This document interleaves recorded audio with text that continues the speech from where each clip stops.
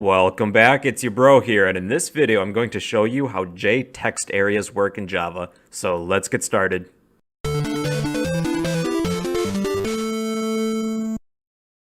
If you're new here, make sure to subscribe so you can always return to this channel in the future and not miss any additional content. For this topic, I'll be discussing what JTextAreas are. It's essentially exactly what it sounds like. It's just an area for us to hold text, hold or display text. It's better than a JLabel because you can have multiple paragraphs if you needed to. JLabels are limited to just one line of text, but these text areas are good if you need to display something such as like a end user license agreement or something. All right, so let's begin. The first thing that we need are these two imports. I just did like the wildcard version of each of these because we've been using a lot of these imports in the past. So if you have these two with the asterisk, you should be fine then. And you'll want to have a JFrame already set up. If you do not have one, I recommend going to the previous video in this playlist that says JFrame, and then I can help you code one step by step. So this is assuming you also have a JFrame set up. Now, before we begin, I've commented out a lot of the stuff from the last few lessons. So feel free to ignore that. It's all grayed out here. We won't really be using a lot of this stuff. Anything that's colored like this will be relevant to this lesson. For example, we're going to set the layout real quick before we actually make the JTextArea. So we'll need a flow layout. Now, this is what we're going to do to create a JTextArea. We're going to type JTextArea. Make sure to get the capitalization right.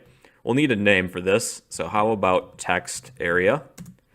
This will be the name of our JTextArea object. Equals new JTextArea, parentheses, semicolon. Now we need to add the JTextArea to our JFrame so it can display. Actually, I have one here already. So just type in frame.textArea, just like that. I'll get rid of this line for now.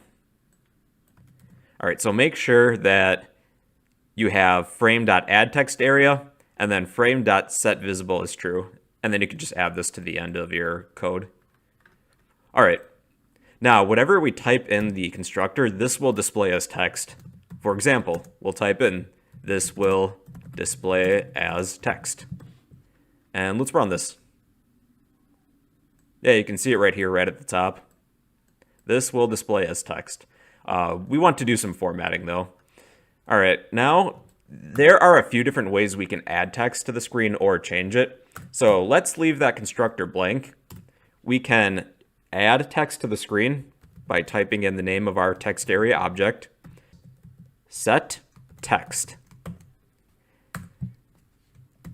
So now we have options. You can either just place text directly in here in the constructor if you want it to display. Otherwise, later in the program, if you want to change the text later, you can always call the set text method.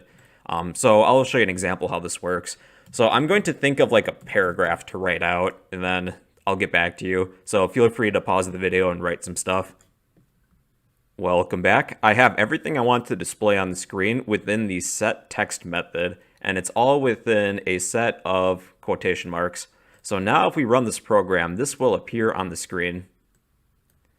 All right, so we have all this text here, but we have a few problems. One, it's running off the screen. We can't see the whole thing.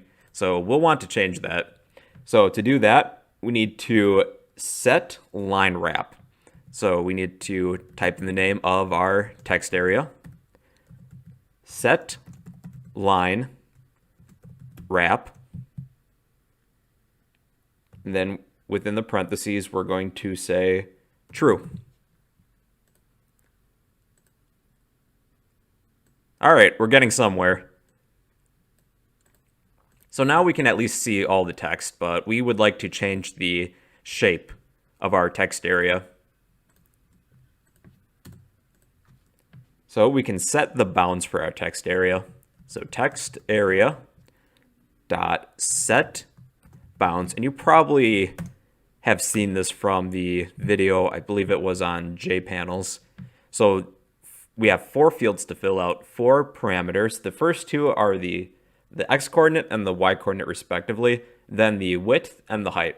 So I want this to start at 50-50, and then we'll make our width maybe 500, and then height, how about 300? Okay, so this will allow us to position the JTextArea and set the dimensions for it. Okay, it's looking a little bit better now. Now, if you look at some of these words, they're getting cut off like mid-word and they're running on to the next line. So we would like to prevent that, so then if a word gets cut off, it'll just get bumped down to the next line. So there is a method to set that up. TextArea dot wrap style word, or set wrap style word, I should say. Wrap style word. And we'll set this as true. Now let's take a look. Okay, that's much better. That's much more professional. So words aren't getting like cut off then, and like sawing them in half. Next, let's set the background color. TextArea dot set background. So you can either type in one of like a few colors here. And I think for my color, I'm going to have it match the background of the J-frame. So I'm just going to copy these values. So I have my J-frame set to 200, 200, and 200. There we go. I don't know what happened there. So set background, new color, 200, 200, 200. So that way it matches the J-frame that it's on. And look at that, it's starting to look more professional already. Now let's set a border. TextArea set border, then within the parentheses, border factory dot, and then you can choose whatever kind of border you want here. Feel free to try a few yourself. I think I'm going to go with a bevel border. That's one I tend to like. Create bevel border. Then I think it was 1 if we want this like indented. Yeah, look at that. That's kind of cool. So use whatever border you prefer. Let's change the font color. So TextArea dot set foreground. Within the parentheses, you can say either color, then pick from a list of a few colors, or you can type in the RGB value. So new color. Let's pick a random one. 1, 2, 3. Then 12, then 42. Not sure what this is going to be. Oh, that's like a blood red. All right. I think I'll change it to 55, 55, and 55. So it's like a dark black, but it's not too dark. Now let's change the font of our TextArea. TextArea set font. Ooh, that's lowercase. And let's create a new font. New font. All right, then there's 3 fields within the font constructor. The first is the style. I'm feeling like Comic Sans today. We'll make this very professional. It's one of the most professional fonts besides Wingdings. And we'll need a style. Well, we don't need a style, but we can add one. So font dot, how about italic? And lastly, the font size. How about a nice even 20? Let's see if that checks out. Oh yeah, look at that. I think I'll make it a little smaller. How about 15? There, I like it. All right, and one last thing we should do before going on to the next section is that you can actually edit this, like so. So we want to stop or disable this so nobody can edit it if they're running the program. Only us, like programmers who have access to the code, can make these changes. So if you want to prevent somebody from editing the text on the window, you just type in the name of the text area, set editable false. And if you were to set this to true, people could edit it.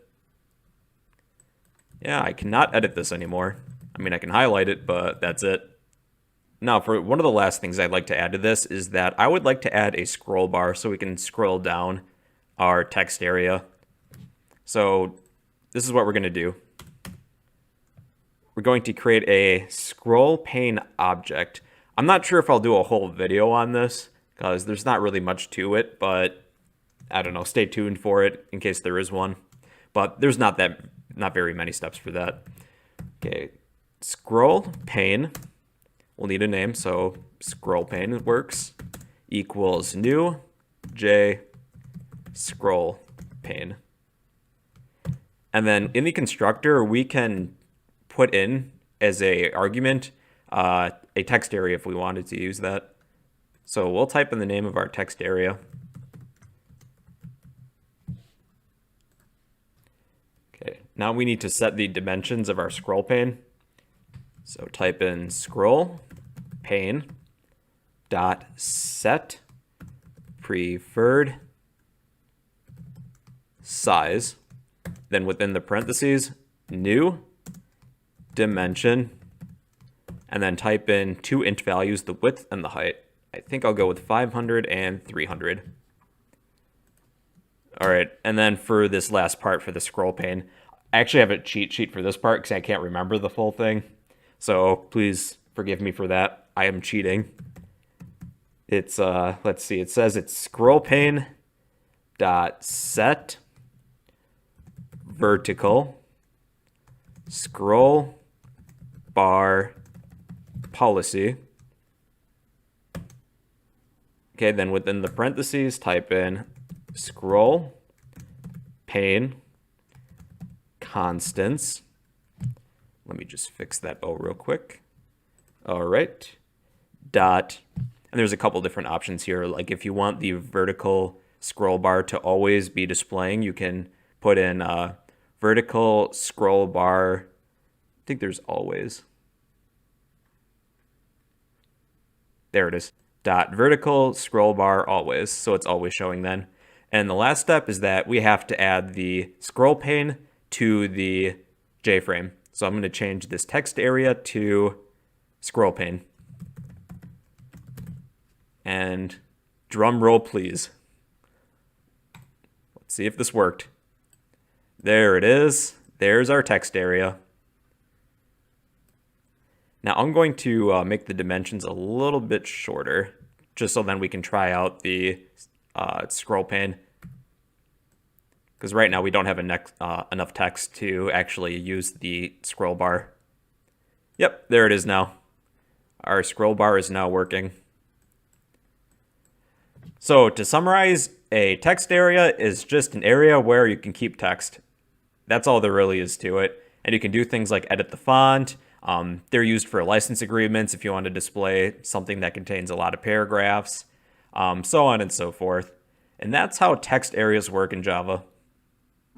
Ladies and gentlemen, that will conclude this episode of Bro Code. You did great by making it to the end. Keep up the good work. If this video helped you out, you can help me out by smashing that like button and leave a comment behind. Subscribe if you'd like to become a fellow bro.